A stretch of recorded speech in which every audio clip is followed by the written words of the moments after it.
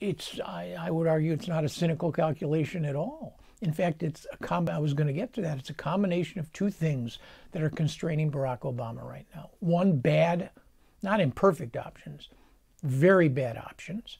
And number two, the reality is that foreign policy does not figure prominently in this campaign. The American public is tired.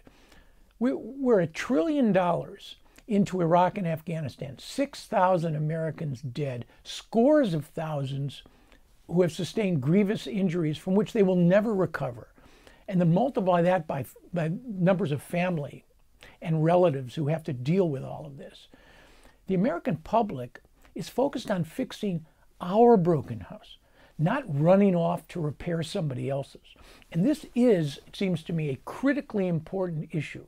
Governing is about choosing. It's about understanding what priorities are. And right now, the priority of this president, his clear priority is to get reelected.